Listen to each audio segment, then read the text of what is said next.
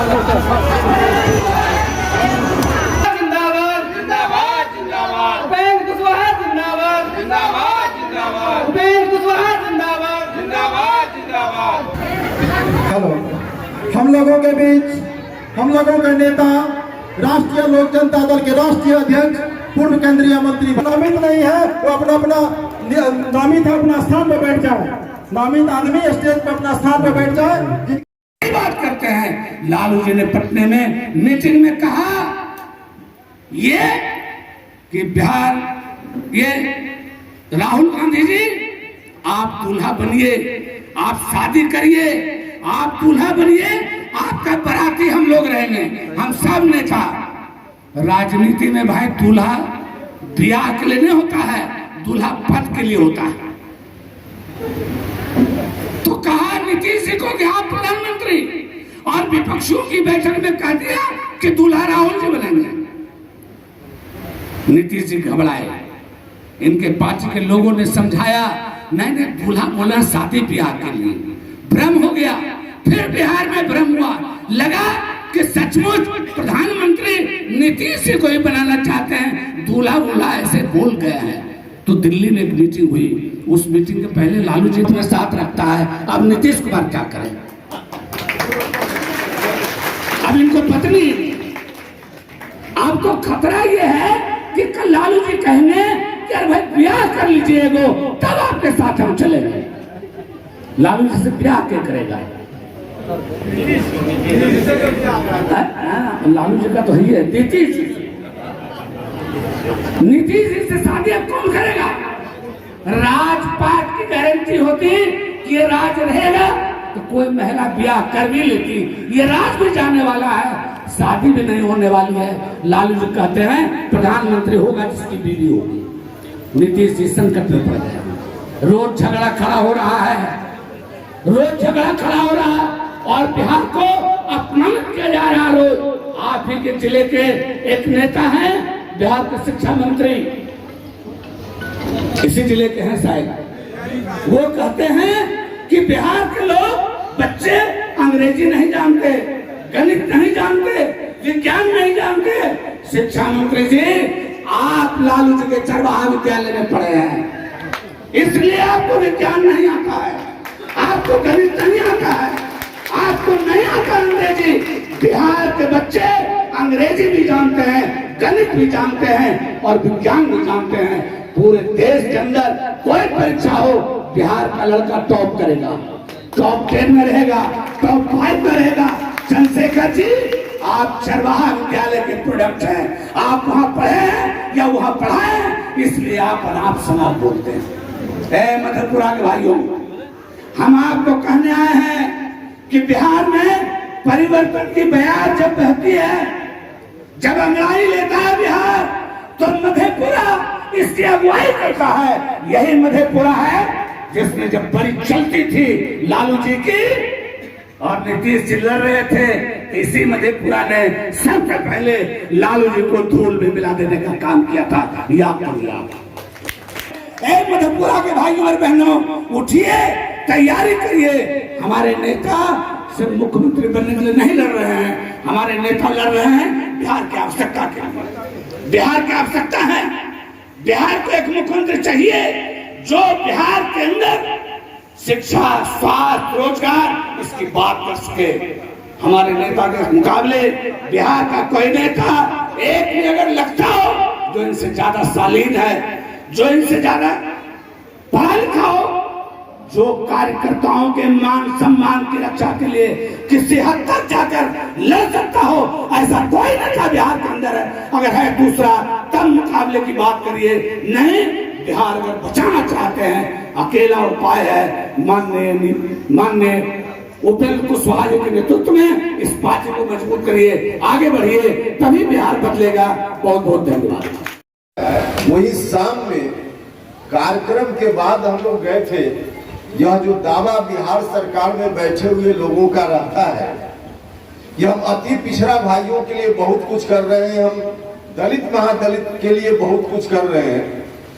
उनका जो दावा रहता है और उस दावे के हिसाब से अति पिछड़ा वर्ग के जो विद्यार्थी हैं उनके लिए सरकारी दावा है कि हर जिला में हमने छात्रावास जननायक कर्पूरी ठाकुर के नाम से छात्रावास बनाया है, बना भी है।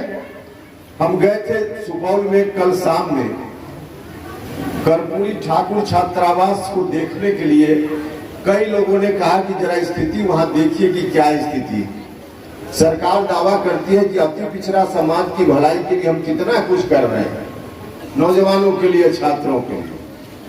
हम लोग गए थे, सभी लोग गए थे वहां देखने के लिए। छात्रावास करोड़ों रुपया लगाकर खर्च हुआ है, बना है, लेकिन ऐसी जगह बन गया है जहां विद्यार्थी रह ही नहीं सकता। उसमें रहने वालों की क्षमता लगभग 100 के लगभग है, 90-100, लेकिन वहां मुश्किल से 10 से 15 विद्यार्थी मिले। और उन लोगों ने कहा कि कोई इंतजाम नहीं, और कहा क्या, हम लोगों ने अपनी आंखों से देखा। वास्तव में वहां कोई झोपड़ी में रहकर ठीक से पढ़ाई कर सकता है, जितनी ही सुविधा वहां मिले, लेकिन वहां रहकर पढ़ाई करना संभव नहीं है। 3 महीना से जनरेटर में एक तेल नहीं है। बिजली चली जाए तो कैसे रहेगा जनरेटर में? 3 महीना से तेल नहीं है और 10-15 विद्यार्थी वहां हैं। अभी 2017 में उस भवन का उद्घाटन हुआ, छत टपकती है, अब बरसात में कैसे विद्यार्थी वहां रहेगा? समझ में। शौचालय में किवाड़ नहीं है, कैसे विद्यार्थी वहां रहेगा? समझ में। आजकल जो पढ़ाई होती है, नेट की जरूरत होती है, ऑनलाइन पढ़ाई, बिना उसका तो काम ही नहीं चलता है। और 2.5-3 महीना से वहां नेट कनेक्शन खत्म, बंद पड़ा हुआ है। अब बताइए, एक तरफ सरकार का दावा और वह जो छात्रावास बनाया गया है, उस तरह का छात्रावास बिहार के अन्य हिस्सों में भी बने। उसमें सिर्फ अति पिछड़ा समाज के बच्चों को रहना है। अब अति पिछड़ा समाज के बच्चों के प्रति उस छात्रावास को देखकर सरकार क्या कर रही है, इसका अर्थ लगाया जा सकता है। और ऐसा सिर्फ वही नहीं है, वहां तो चूंकि कल हम लोगों ने देखा, इसलिए हम चर्चा कर रहे हैं, बात ध्यान में आ गई। अंबेडकर कल्याण छात्रावास, जिसमें दलित महादलित वर्ग के बच्चे रहते हैं, वहां भी स्थिति बिल्कुल नारकीय रहती। हम पहले दूसरा जिला में कई जगह जाकर देख चुके हैं। तो यह राज्य सरकार जो अपनी पीठ थपथपाते रहती है कि हम गरीबों के लिए काम करते हैं, अति पिछड़ा के लिए, पिछड़ा के लिए, दलित महादलित के लिए, झूठे तौर पे सीधे कहिए तो सरकार झूठ बोलती है। सिर्फ कागज में उनकी योजनाएं पिछड़ों के लिए, दलितों के लिए सिमटी हुई है, वास्तव में योजना नीचे लोगों के लाभ के लिए नहीं है। यह यहाँ का उदाहरण है जो हमने आपको बताया है। भाई और मित्रों, इस तरह से चल रही है सरकार, और इस तरह से चल रही है, हम लोगों को भी कभी कभी बहुत दुख होता है कि क्या होना था, क्या हो गया, क्या होना था। 2005 के पहले जब नीतीश कुमार जी संघर्ष में थे, बिहार में सत्ता में परिवर्तन हुआ और हम बदलाव लाए, 1994-95 में समता पार्टी बनी थी और तब से गाड़ी आगे बढ़ी। 2005 में आकर नीतीश जी सरकार में आए, मुख्यमंत्री बने। तो वह जो संघर्ष था उस समय, किस बात के लिए संघर्ष था, किसके खिलाफ संघर्ष था? उस वक्त लगातार 12-14 साल तक जो संघर्ष हुआ, उस संघर्ष का मकसद सिर्फ इतना ही था, लगातार हम लोग नीतीश जी के साथ बिहार भर में घूमते रहते थे। लोगों सम्मेलन था क्या? सम्मेलन हुआ आपके सामने ना, सम्मेलन हुआ है बिहार के सभी जिलों में। सम्मेलन संचालित है। अभी हम लोग आज मधेपुरा आए और यहाँ हर ब्लॉक के लोग आए हैं, बहुत ही अच्छा कार्यक्रम। आगामी 2024 के चुनाव को लेकर क्या तैयारी है? 2024 का जो लोकसभा का चुनाव होगा, उसके लिए 40 लोकसभा क्षेत्रों में अभी संगठन का काम और उसी के द्वारा चुनाव की तैयारी का काम चल रहा है। गठबंधन में हम एनडीए में हैं, जहाँ जहाँ से हमारी पार्टी के उम्मीदवार होंगे वहाँ हमारी पार्टी के हमारे लोग काम करेंगे, और जहाँ जहाँ गठबंधन में दूसरे दल के लोग उम्मीदवार होंगे गठबंधन के साथ ही, वहाँ हमारे लोग उनकी मदद करेंगे। इस दृष्टि से संगठन की जरूरत सब जगह है, सभी जगह संगठन चल रहा है। सर बिहार के लिए इंडिया बना है, इंडिया बनाम एनडीए के बीच चुनाव होगी, तो सर इसमें क्या लगता है कि एनडीए क्या कहाँ तक मतलब मिलता है?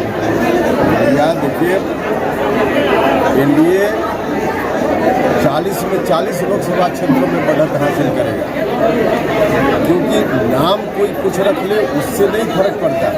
कोई, हम तो पहले भी बोलते रहे कि कोई अपने बेटा का नाम कलेक्टर सिंह रख ले तो उसका बेटा कलेक्टर थोड़े हो जाए। तो नाम उन्होंने जो कुछ भी रखा उनकी मर्जी रख लिया, उससे क्या फर्क पड़ता है। समाज के सभी वर्ग के लोगों का समर्थन नरेंद्र मोदी जी के प्रति है। नरेंद्र मोदी जी को एक एक बच्चा चाहता है, एक एक आदमी चाहता है कि फिर से एक बार प्रधानमंत्री बने। वैसी स्थिति में वही होगा जो एनडीए की सरकार बनाने में जो लोग जाकर वहाँ मदद करेंगे प्रधानमंत्री नरेंद्र मोदी जी को, वही लोग जीत जाएंगे। बिहार के समस्तीपुर के एक मौलाना थे जो गुड़गांव 57 सेक्टर में मस्जिद में नमाज पढ़ाते, उनका हत्या कर दिया गया मस्जिद में। इसकी कई जानकारी हमको नहीं हम आए थे पिछली बार नमन यात्रा के क्रम में, पार्टी गठन के बाद नमन यात्रा पर हम निकले थे और नमन यात्रा में हम लोगों ने तय किया था कि जहां जहां भी बिहार के महापुरुष जिनका किया जाए, उनके स्मारक पर जाकर सर झुकाया जाए, यह कार्यक्रम हमने किया था। और उस वक्त हम आए थे यहाँ मधेपुरा भी, जो बीपी मंडल साहब का स्मारक है उनके गांव में, वहां भी जाकर हम लोगों ने माथा टेका था, नमन किया था। और यहाँ पहुंचने के पहले हम लोग सीतामढ़ी तरफ से होकर आए थे। सीतामढ़ी में एक ऐसे महापुरुष के चरणों में सर झुकाया हमने जिनका जन्म स्थान है सीतामढ़ी के बाजपट्टी में। इतिहास में ऐसे ऐसे लोग हुए हैं, बहुत सारे लोगों को तो बहुत लोग जानते हैं, इतिहास ने भी उनको ठीक से याद रखा है, लेकिन बहुत लोग ऐसे हैं जिनको इतिहास ने भी ठीक से याद नहीं रखा है। लेकिन जिनको इतिहास ने ठीक से याद रखा है, उनसे बड़ी कुर्बानी कुछ लोगों ने दी है इस देश के खातिर, समाज के खातिर। और वैसे ही लोगों में एक शहीद रामफल मंडल, बाजपट्टी में जन्म स्थान उनका है। हम नमन यात्रा में वहां भी गए थे और उनके स्मारक के सामने भी हम लोगों ने सर झुकाया था। आजादी की लड़ाई में देश को आजाद करने के लिए कम उम्र में ही उन्होंने अपनी जान दे दी, और जान भी इस रूप में कि उनके ऊपर मुकदमा चला अंग्रेजी राज में, किसी की हत्या हुई थी, मारा गया था। और जब उनसे कहा गया, जज ने पूछा, तो सीधे उन्होंने स्वीकार कर लिया कि हाँ हमने ही यह काम किया है। अब स्वीकार करने का मतलब ही था कि फांसी की सजा हो जाएगी। फांसी की सजा हो गई और हंसते हंसते झूल गए। तो वैसे लोग हुए हमारे यहाँ बिहार में, बिहार की धरती पे, सीतामढ़ी की धरती पे। आज उनकी जयंती का दिन है। हम लोग थे सुबह में सुपौल में, उनकी तस्वीर पर हम लोगों ने माल्यार्पण किया, उनको याद किया, नमन किया। हम इस कार्यक्रम के माध्यम से भी उनके चरणों में सर झुकाते हैं। आप सभी लोगों की ओर से, अपनी ओर से भी श्रद्धा सुमन अर्पित करते हैं। भाइयों और मित्रों, हम मधेपुरा में अभिनंदन करती हूँ कि उनकी वजह से इतनी ढेर सारी महिलाएं, जो कि मतलब देख के मन खुश हो गया, जो हमारी मांग है कि 50% आरक्षण महिलाओं का होना चाहिए, आज यहाँ 50% से भी ज्यादा महिलाएं उपस्थित हैं। इसके लिए गुलाब देवी जी का बहुत बहुत धन्यवाद। और यहाँ आई सभी महिलाओं का जो कि अपना इतना महत्वपूर्ण समय निकाल के यहाँ के जिला सम्मेलन में भाग ली और पार्टी के हाथों को मजबूत करने में और आगे भी सहयोग करेंगी, इसी उम्मीद के साथ आगे भी सहयोग करेंगी। उनका बहुत बहुत धन्यवाद। जब भी हम बिहार के विकास की बात करते हैं तो उसमें शिक्षा का नाम सबसे पहले आता है। बिहार की जो शिक्षा व्यवस्था है वो बहुत ही निचले स्तर पर है और उसमें भी महिलाओं का तो नामो निशान, शिक्षा में महिलाओं का बहुत ही कम योगदान है। अगर बात किया जाए बिहार की महिलाओं की शिक्षा व्यवस्था की, तो सिर्फ 27% महिलाएं ही ऐसी हैं जो कि 8वीं और 10वीं पास हैं। और उसके बाद पढ़ने के बाद अगर रोजगार की बात की जाए तो उसमें तो महिलाओं का परसेंटेज और भी ज्यादा कम है। तो इन सब बातों का मिला जुला के एक ही मतलब है कि अगर बिहार में विकास चाहते हैं तो सत्ता में परिवर्तन जरूरी है। और यह परिवर्तन तभी संभव है कि हम हर स्तर पे अपनी कमेटी को मजबूत करें, प्रखंड स्तर से ग्रामीण स्तर तक हर स्तर पे अपनी कमेटी मजबूत हो और माननीय उपेंद्र कुशवाहा जी के हाथों को मजबूत करें। 24 और 25 में ज्यादा से ज्यादा लोगों के साथ माननीय नेता को मजबूत किया जाए ताकि बिहार में बदलाव आए और बिहार का विकास हो। इन्हीं शब्दों के साथ मैं अपनी वाणी को विराम देती हूँ। धन्यवाद।